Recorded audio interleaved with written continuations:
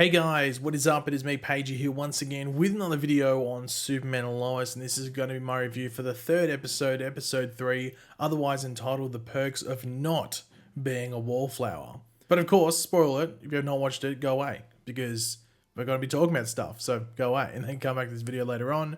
But yeah, if you are continuing on, you've watched the episode, be sure to let me know in the comment section down below your various opinions about this episode. What did you love? What did you hate? Very curious to hear what you guys' thoughts are on that ending scene, because that caught me out of left field. I was like, oh, okay, there we go. But yeah, just let me know, just let me know your general thoughts down there. And of course, if you are going to enjoy the video, want to drop a like on it to show support for the channel and just the show in general. But last episode was, a fairly big episode. Once again, just pushing the show along through its strong start. We had Lois versing Morgan Edge, introduction to that character and what he's doing to Smallville or potentially going to do. Jordan has like slightly increased attributes than a normal person, but not powers according to Jor-El. But then again, it's 1% of Superman's powers, and he's very powerful, so it's still decent power. And Jordan is allowed to go to school, so that's a big part heading to this episode. And based off the episode title of The Perks of Not Being a Wallflower, we were expecting this episode to be focused on the twins, which it was, but also Sarah Cushing was mixed in there as well, and she has a decent story in the episode as well, which might set up some stuff going forward. And she had one of the better moments in the episode as well. But we do start off the episode with a paint fight between the family, just getting a hint at some of the fun activities that they do. But it highlights now that the Superman secret's out there with the kids, Clark can just go off and be Superman straight away. So Superman stuff does interrupt. There's no real excuses of, oh, I have to go to the bathroom or I'm on the phone or something like that. He can just rush off. And we have this bridge collapse, and I wasn't sure where it was, but it's actually in China, which shows the extent of Superman's hearing. I did find it, in regards to the CGI, I thought it looked pretty good. Like not movie level, but I thought it looked pretty good for this big bridge collapse and stuff like that. But I did think it was funny that when he's lifting the bridge up after saving that guy in the boat, he looks at his hand and he's still got the paint on there. Thought that was funny. It's a little thing. It's a little thing, but I think it's nice that they put it in there. Now, I did like Clark explaining his powers to his sons, even the sons diving into like finer details, like, hearing weird and strange noises over, people actually crying for help without actually getting too explicit with what was meant by that. I thought that was pretty funny. But there's another side to that, the extreme hearing, and that's Clark eavesdropping on Smallville High where the boys are now. Keeping watch, if you want to call it, over the boys. They would call it spying, which it pretty much was. Mainly Jordan is keeping out watch for. Now, Jordan is being bullied by Sarah's Sarah's boyfriend, becomes an ex, but Sarah's boyfriend, Sean, I think his name is. And it makes Jordan almost lose it. Now, I am very curious at any point in this season where we're going to see Jordan lose it. I think we might not. I think that Jordan losing it was the episode 1 thing, but we might see Jordan step over the mark, if that makes sense, in regards to his powers, whether it's on the football field like it gets introduced in this episode and he might hurt someone really badly, whether it's next episode or later on in the season. We'll have to wait and see, but I'd be very surprised if Jordan doesn't do something bad with his powers, not in an evil way, but just oversteps the mark. But luckily, Clark is able to get there in time to school to stop it before it gets too lethal.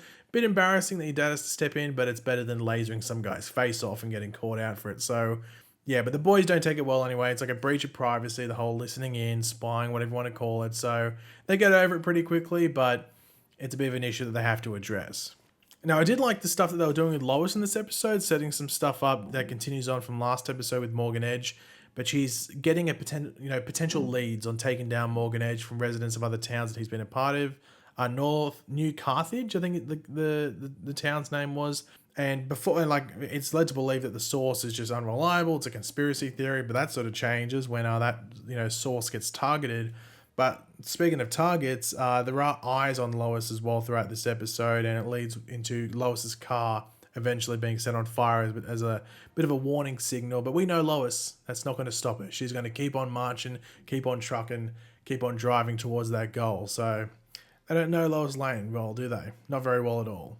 Now, as I said, Sarah's got a fairly decent story in this episode, and we see her break up with her boyfriend Sean, and she does quit cheerleading despite her mother, Lana, being the coach, I guess you'd call it, the cheerleading coach. Don't really have cheerleaders in Australia, so I'm just going to call it cheerleading coach. We'll go with that.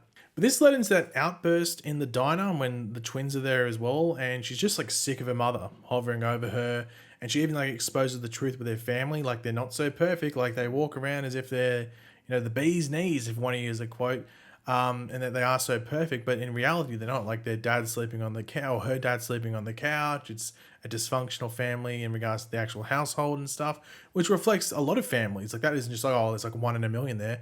That's a lot of families. Like, you know, a lot of families and a lot of relationships end up in divorce as well. So it's a reflection on like what a lot of people would go through as well. And even just Sarah's story in general could relate to a large chunk of people. Like I think all these kids, I think the two sons of Jordan and Jonathan, and also Sarah mixed in there as well.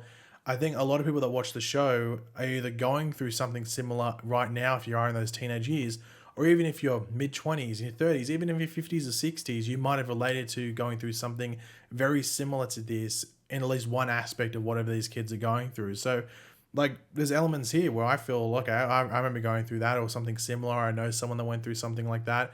So I think it's good that they're touching base with all that, because I think everyone can relate to it in some way, shape, or form, whether you experience it or you might be a parent and one of your children has experienced it. So I think it's actually good they touch on it and not, you know, touch on it and not like gloss over it or something like that. But we did have Jordan joining the football team and sort of getting some revenge on the quarterback that was being an ass to him. But Jonathan gets laps instead because like the coach is like, oh, you're keeping that from me, which he wasn't too happy about. But the thing I do like about Jonathan, he doesn't seem to hold a grudge too much. He'll be annoyed at the time, but he sort of seems to get over it fairly quickly. Seems to have like some sort of a, you know, a more positive outlook on things, just sort of doesn't hold a grudge, which I think is good. And it helps with, you know, with stuff that goes on with his brother. But speaking of Jordan again, he does make amends with Sarah's ex, Sean, you know, on the football field and stuff. However, he is caught by Clark playing football. And Jordan does see it as hypocritical that Clark is like angry about this lie about him playing football and everything like that. But I think Clark is justified. Jordan could easily hurt someone, as we're talking about before. Like it wouldn't be too hard for Jordan to tackle someone too hard and all of a sudden like a kidney's crushed or cracked ribs or a lung collapses, anything like that, or a broken arm, broken leg. Wouldn't be too hard for Jordan to do that. And we saw what he was doing in this episode. He was launching people. So Clark's not really wrong. But I can sort of understand where Jordan's coming from in regards to like it's a bit hypocritical, but Clark's completely justified. But it is surprising to see Jonathan make the case to Clark that Jordan should keep playing football. You know, like it turns Clark around. It's, you know, keeping Jordan in line and sort of changing Jordan's experience at school. So once again, this shines a very good light on Jonathan. Like, you know, Jordan could be coming in, taking the limelight off Jonathan, who was the, you know, the football star of the family, as well as just his former high school. But now Jordan's coming in and making, you know, catching everyone's eye. And Jonathan can be really salty, like, no, Dad, you can't let him play football. He'll kill everyone or something like that. But Jonathan's doing the opposite. So all you can do is give an applause to good old Jonathan. Now, one of the coolest scenes in the episode is Lois at the motel following her investigation and the lead from earlier in the episode. And we have that guy that was keeping watch early in the episode attacks her. Now, he's called Subject 11.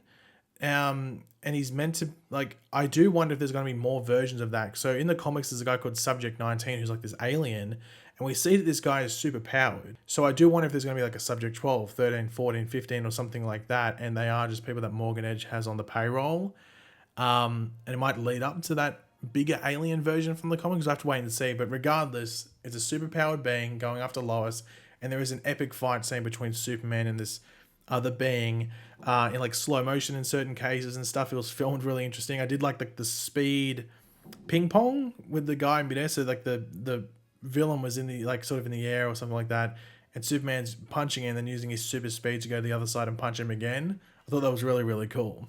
But we'll get back to that other guy in a second. But Lana trying to get to the bottom of like why Sarah took those pills around a year ago was a fairly interesting scene. And like Sarah just felt like trapped and almost like destined for something she despised, which Lana then realizes is what her life is. And that, you know, it was just how Lana was brought up, you know, just, you know, whatever going through, put on a smile for your neighbors and the people around you and everything like that. And I thought this was a nice scene, just those two being open, especially what happened between those two early in the episode.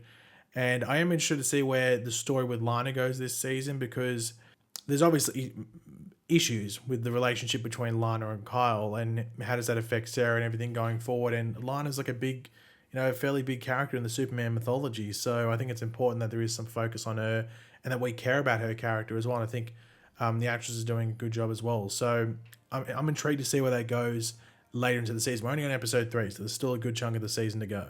Now, Clark's baseball story, I thought was a nice one. It was sort of like a flip, in regards to what he experienced and what he wants his sons to experience. And it's just like how he wasn't allowed, to play baseball, but regretted not being a part of the team. Even all these years later, he still regrets it. And it leads to him allowing Jordan to play football if he truly wants to. Like, why would he take that away from him? But there is a catch.